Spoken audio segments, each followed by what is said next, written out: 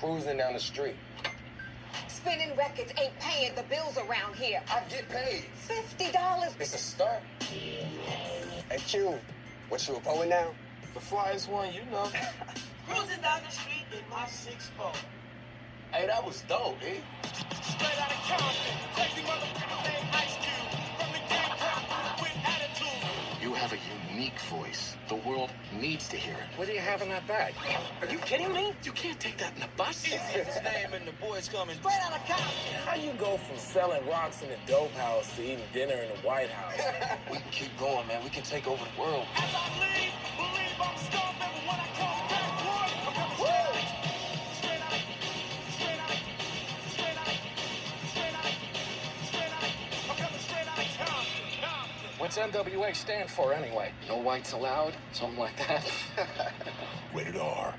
Oh no, it's much, much worse, to the point where I'm not going to say it because I know what might happen if I do say it, but welcome to Time About the Movies, everybody. Today we are taking a look at the two films that make up August 14th, 2015, and our first movie is one of the best movies of the year, easily, and one of the best biopics ever, and that is Straight Outta Compton.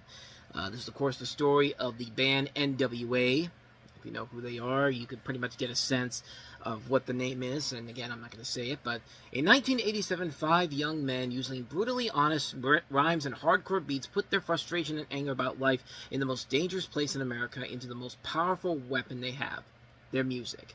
Taking us back to where it all began, Straight Outta Compton tells the true story of how these cultural rebels, armed only with their lyrics, swagger, bravado, and raw talent, stood up to the authorities that meant to keep them down and force the world's most dangerous group, NWA. And as they spoke the truth that nobody had before and exposed life in the hood, their voice ignites a social revolution that is still reverberating today. It's still very much that even 10 years after this movie has come out. But I'm not a huge NWA fan, but I'm very aware of their music and do really enjoy the songs that I do know. You know, Straight Outta Compton, of course, and, you know, Cruising Down the Street in my 6'4", Jockin' them bitches, Sweeping them hoes. I don't even think that's the right lyric, but you really don't need to be a big fan of this group to really appreciate this movie, because, yeah, this was one of the best biopics I've seen in a long time, and this movie works simply because of a number of different factors. One, the story of the group is fascinating to watch. It's one of those biopics where you really don't need to know much about them beforehand to get a sense of what they're trying to do, because you can still relate to the situations, especially if you're black, and because a majority of the people associated with the movie were involved with the making of it, it feels more genuine, and you can buy into it more because there is more of a believability factor to the story, because many of the people associated with the group are on board unlike most biopics. I mean, this isn't like Bohemian Rhapsody or the Michael Jackson biopic that's coming up, where, you know, they gave the go-ahead for this, but they don't want a movie that's gonna, you know, thrash the beloved Freddie Mercury or Michael Jackson. No. This one at least has the balls to do that. One of the things that really struck out about me with this movie was the casting of Ice Cube, Dr. Dre, and Eazy-E. The idea of casting Ice Cube's son, O'Shea Jackson, sounds like nepotism, but he's pretty damn good in this movie, doing a pitch-perfect Ice Cube impression, obviously because that's his dad, and showing off his ability as a good actor. I like Corey Hawkins as Dr. Dre, who's also spot on. Jason Mitchell's Eazy-E is very good, too. The other casting choices are nicely done. Aldous Hodge as MC Ren, Neil Brown Jr. as DJ Yella, Alexander Shipp as Kim Woodruff, Ice Cube's wife. Paul Giamatti was incredible as Jerry Healer, and every time he loses his shit in this movie, all you could think about is Private Parts, where he gives the funniest line in the whole movie, you know, "You are the motherfucking Antichrist," which, it doesn't sound good coming out of my mouth, but let's let Paul tell you himself. I'm struggling in there. You know what? You know what you are, Stern? You know what you are? You're the Antichrist. What? Yes, that's what you are. You are the motherfucking Antichrist. Still the best swear I've ever heard in the movie, man. I mean, Paul Giamatti, the way he says that line, the way his mouth moves is just bravo, sir, bravo. But there were some casting choices in this that I don't think worked as well as they probably should have. You got Keith Stanfield, a terrific actor, as Snoop Dogg, and he looks nothing like Snoop Dogg at all. And, you know, maybe it's just because it's me, because when I saw Snoop Dogg in this movie, I thought to myself, motherfucker, that's not Snoop Dogg at all. Like, what are you trying to cover up here? But What makes this work is that it doesn't villainize anybody that didn't need to be villainized. The people that were in the right are in the right. The people that are in the wrong are in the wrong. Especially the cops in this movie. They're a bunch of jerks. They're a bunch of racists. And they're literally arresting people for doing nothing except for being black. You know, there's a point where Dr. Dre is trying to stop a fight. Cops show up. He just stands there and gets arrested for no reason at all. It's moments like this when you get why people hate cops sometimes. This is why just arresting people because of their race is fucked up. And okay, yeah, I know there's good cops out there that are doing what they're supposed to be doing, but then you've got jerks like the ones in this movie that overabuse their power and the media loves to glorify, and that message still has not changed in 10 years. In fact, it's gotten worse since the recent elections, but of a certain president that I'm not going to mention here. But, I mean, yeah, this has to stop. You're a cop. Do your job. Just don't overabuse your power. I mean, that's easier said than done, but that's not the point of the movie I'm trying to get across here. But Straight Outta Compton overall is a really good biopic because the people behind the group are involved.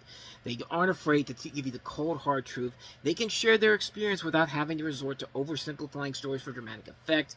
It's perfectly casted, well told, brilliantly directed, and definitely holds the sense of realism to it that a lot of biopics just feel like they're missing in general. I mean, this is a cinematic masterpiece for director F. Gary Gray and producer Ice Cube that will definitely hold out as one of the year's strongest outings. A definite must-see movie, and one that really should have been an Oscar contender, but of course this was around the time of Oscar So White, and yeah, not surprisingly, this thing didn't get a single nomination, I don't think, but I mean, it's a movie that definitely deserved a lot better at the Oscars. But hey, people admired it, people loved it. It's a great movie. It's a fantastic film. Can't recommend it enough. Straight Outta Compton. So let's go ahead and move on to our last movie that we have here, the other movie that came out this weekend, and man, talk about a disappointment, man. This is The Man from U.N.C.L.E. from director Guy Ritchie. Is teaming up with Russia. You're CIA's most effective agent. You're the KGB's best. Don't kill your new partner on your first day. Nazis. Let's build an atom bomb. Damn. Things could get a little messy. End of the world, that kind of thing. Hold on, cowboy! Absolutely hate working with you. You're a terrible spy. The Man from U.N.C.L.E. This is, of course, based off of the television series of the same name from the 1960s, where this thing does take place in the 1960s, where you have a CIA agent, Napoleon Solo, played by Henry Cavill, and KGB operative Ilya Kurikhan, played by Armie Hammer, participating in a joint mission against a mysterious criminal organization which is working to proliferate nuclear weapons. And I mean, back in the day when they were talking about maybe Batman coming back with the new DC universe they were putting together, I suggested Armie Hammer, because Armie Hammer back in the day was an up-and-coming actor. He was a guy that people did indeed see as a bright future ahead of him, but of course, kind of like with Jonathan Majors, he kind of fucked up and kind of destroyed his career after that, and now is relegated to starring in nothing but terrible right-wing media propaganda like Jonathan Majors is doing with the Daily Wire. Plus, him, Zachary Levi, Gina Carano, the list goes on and on. But of course, Ben Affleck got that role, and you know, I mean, more than likely, this will probably be the only time you'll see Batman and Superman, the movie that I was hoping for with Armie Hammer as Batman and Henry Cavill as Superman. Hopefully that movie won't be the case, because let me tell you something, this movie bored the hell out of me when I first saw it. I mean, the whole movie is basically Henry Cavill and Armie Hammer doing the anything you can do, I can do better, I can do anything better than you from Annie Get Your Gun. Like, it's literally nothing but, you know, Henry Cavill going, no you can't, and Armie Hammer going, yes I can, no you can't, yes I can, no you can't, yes I can, and no you can't, yes I can. Okay, I'm done with the music, I'm sorry, but that's just it. There's no chemistry with these two whatsoever. And it was about who was better at their job. That's it. On top of that, everything else about this movie is so dull and boring. The villains are forgettable and stupid too, thinking they've upstaged the heroes, but they just come off even dumber for some of the actions that they do here. There's scenes where nothing makes any sense whatsoever. Characters will do stuff that have no relevance to the plot whatsoever. Other characters will show up for no reason. The movie forgets what it's trying to be, and it's just so terrible. The last shot of the movie, I think, perfectly sums up this film in general. Excuse me. You know, great actors looking like they don't want anything more to do with this, and the fearful of the prospects of doing a sequel. There's a scene where it literally is a close-up of all three, Henry Cavill, Armie Hammer, Alicia Vikander, just looking at the screen, and they literally have this look on their face like, No, we don't want to be back for another one of these. Yeah, that's what this movie feels like here. I guess it also doesn't help that we've had much better spy films in Kingsman, The Secret Service, and Spy earlier in the year. But yeah, this thing kind of feels like it got pushed under the radar, and probably for a good reason, because it's no damn good, so. It's a rare disappointment for director Guy Ritchie, who, before this, had done the Sherlock Holmes sequel, A Game of Shadows, which was not very good, with great actors wasting their time on a boring and predictable script. With this film, it is easily one of the worst movies of the year. And again, not a very good year for Warner Brothers. We touched on a number of their movies, and they have not been great at all, so. Most of them haven't, so, but. Anyway, yeah, that's all I got to say about The Man from U.N.C.L.E. And thus, with all that said, we wrap up another episode of Time About the Movies. Next time we meet, we'll take a look at 3 more movies, including Sinister 2, the sequel to Sinister, of course, the new Hitman movie, not starring Timothy Olyphant, but a new rebranding of the franchise, which also didn't play very well, Hitman Agent 47, and Jesse Eisenberg and Kristen Stewart starring in the kind of another spy comedy, and one that kind of got pushed away, but unlike The Man from U.N.C.L.E. was actually kind of good.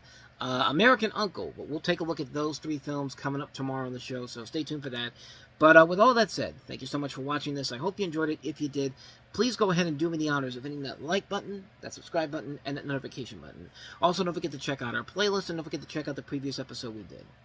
So with all that said, whether it's in the past, the present, or the future, I will see you at the movies. Take care.